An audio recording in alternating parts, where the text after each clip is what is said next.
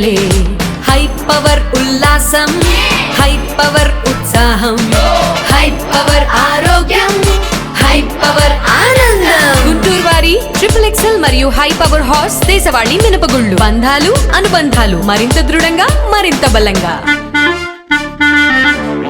ఉమ్మడి కృష్ణా గుంటూరు జిల్లాల పట్టభద్రుల ఎమ్మెల్సీ ఎన్నికల్లో కూటమి అభ్యర్థులు ఓడిపోతారనే భయంతో అక్రమాలకు, దాడులకు, బెదిరింపులకు పాల్పడ్డారని, దీనిని మేము తీవ్రంగా ఖండిస్తున్నామని సిపిఎం నాయకులు పాసెం రామారావు నేతాజీ అన్నారు. పీడీఎఫ్ అభ్యర్థికి ఏజెంట్గా ఉన్నటువంటి కార్తిక్ మీద దాడి చేయడం, ఏజెంట్లను బయటికి నెట్టవేయడం, ప్రశ్నించిన వారిపై కేసులు పెట్టడం అమానుషమని అన్నారు. ఎమ్మెల్యేలు, మంత్రులు వచ్చి హడావిడి చేశారని విమర్శించారు. స్వేచ్ఛగా ఓటు వేసుకునే అవకాశం ఓటర్లకు ఇవ్వాలని అన్నారు. ఎంత భయపెట్టినా కెఎస్ లక్ష్మణరావు సానుభూతి ఓటర్లు వచ్చి వేటు వేశారని తెలిపారు. పట్టభద్రుల ఎమ్మెల్సీ ఎన్నికల్లో సంఘాల నాయకులు మాత్రమే పోటీ చేసేవారని, కానీ ఇప్పుడు రాజకీయ నాయకులు పోటీలో చేయడం సిగ్గుచేటని అన్నారు. హెల్ప్ డెస్క్ ముసుగులో కొంతమంది కాలేజీ విద్యార్థులు ఆలపాటి రాజాకు ఎన్నికల ప్రచారం చేశారని తెలిపారు. పీడీఎఫ్ మద్దతుదారులపై దాడి చేయడం జరిగిందని పోలీసులకు ఫిర్యాదు చేసినా వారిలో ఎలాంటి స్పందన లేదని అన్నారు. ఇప్పుడు తాత్కాలికంగా గెలవచ్చు గానీ రాబోయే జనరల్ ఎన్నికల్లో ప్రజలు తగిన బుద్ధి చెబుతారని అన్నారు. ఈ అక్రమాలన్నిటిపై విచారణ జరిపి తగిన చర్యలు తీసుకోవాలని డిమాండ్ చేశారు. కృష్ణా గుంటూరు పట్టభద్రుల నియోజకవర్గానికి ఎన్నికలు జరిగినాయి. ఎన్నికల్లో యథేచ్ఛగా అధికార దుర్వినియోగం జరిగింది. మీరు పరిశీలిస్తే మధ్యాహ్నం నుంచి జిల్లాలో అనేక చోట్ల గుంపులుగా తెలుగుదేశం నాయకత్వం రావడం, 100 మీటర్లు దూరం అవతల ఉండాలి, కానీ పోలింగ్ బూతుల్లోకి వెళ్ళటం, పోలింగ్ బూతులు ఎదురుగా ఆ గేట్ ఎదురుగానే ఉండటం, ప్రచారం చేయటం, అదేవిధంగా ఏజెంట్లని బెదిరించడం అనేటువంటి సర్వసాధారణంగా నిన్న జరిగింది. డబ్బు పంపిణీ చేశారు, కొన్ని చోట్ల మద్యం కూడా పంపిణీ చేసినటువంటి దాఖలాలు ఉన్నాయి. ప్రజాస్వామ్య వ్యవస్థలో ఎవరి ఓట్లు వాళ్ళు స్వేచ్ఛగా వినియోగించుకునేటువంటి అవకాశం ఉండాలి. మీరు అధికారంలో లేనప్పుడు ప్రతిపక్షాన్ని విమర్శించారు, కానీ ఈరోజు మీరు చేసింది ఏంది? ఈ 2, 3 సీట్లు ఎమ్మెల్సీ సీట్లు గెలవకపోతే ఈ ప్రభుత్వానికి జరిగేటువంటి నష్టమే లేదు, ఈ ప్రభుత్వం పడిపోయేటువంటి పరిస్థితి లేదు. వాస్తవంగా గ్రాడ్యుయేట్స్, టీచర్స్కి సంబంధించినటువంటి ఎమ్మెల్సీలలో ఎవరు పోటీ చేయాలి? వాళ్ళ సంఘాలకు సంబంధించినటువంటి వాళ్ళు పోటీ చేయాలి, ఆ సమస్యల మీద అవగాహన ఉన్నటువంటి వాళ్ళు పోటీ చేయాలి. డైరెక్ట్గా పార్టీలను దించారు. పార్టీలను దించిన తర్వాత 3 పార్టీలు తెలుగుదేశం, జనసేన, బీజేపీ కలిసి ఎందుకు భయపడుతున్నారు? మీరు భయపడాల్సిన అవసరం ఉంది. స్వేచ్ఛగా ఓటేసుకొని ఇవ్వచ్చు కదా. అంటే కింద ప్రజలు ఖచ్చితంగా తెలుగుదేశం ఓడిపోద్ది అనేటువంటి వాతావరణం వచ్చిన తర్వాత అధికార దుర్వినియోగం జరిగింది. సమస్య ఏంటంటే పోలీసులు, అధికార యంత్రాంగం ప్రేక్షక పాత్ర వహించారు. బెదిరిస్తున్నా కూడా ప్రేక్షక పాత్ర వహించారు. కొంతమంది ఎమ్మెల్యేలు హిందూ కాలేజీ బూత్లోకి పత్తిపాడు ఎమ్మెల్యే గారు వచ్చారు, గట్టిగా నిలదీశారు, ఏజెంట్లు నిలదీశారు. ఆయనకేం సంబంధం?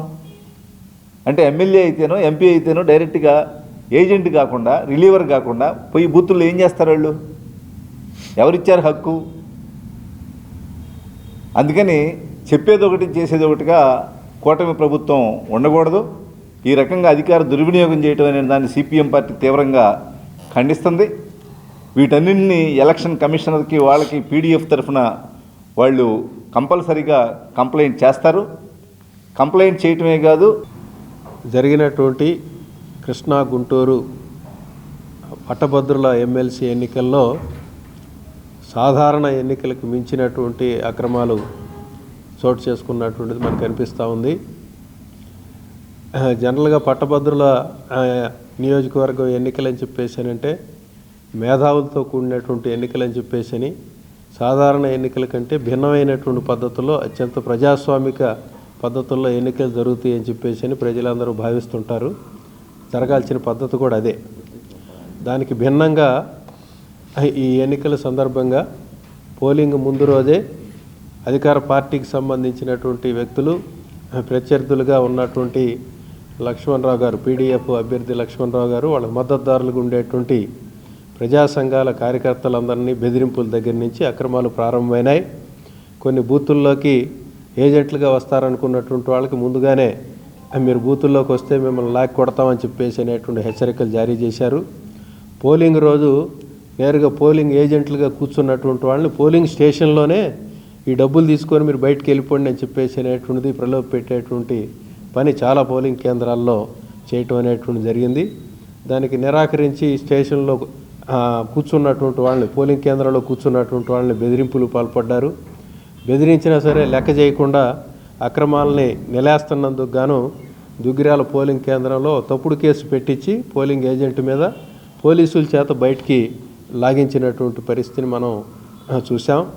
అట్లాగే ఆశ్చర్యకరమైనటువంటిది, పోలింగ్ కేంద్రాల లోపలే వందల మంది అధికార పార్టీకి సంబంధించిన కార్యకర్తలు గుమిగూడి పోటేసి వచ్చినటువంటి వాళ్ళందరి ఏళ్ళు మీద ఉండేటువంటి ఇంకుని అక్కడికక్కడే చెరిపేసి మళ్ళీ అక్కడి నుంచి అక్కడే లోపల నుంచి లోపలే దొంగోట్లు వేయటం కోసం అని చెప్పేసి ఒక పెద్ద ముఠాలు పోలింగ్ కేంద్రం లోపలే చేసేసినటువంటి పరిస్థితిని మనం చూసాం.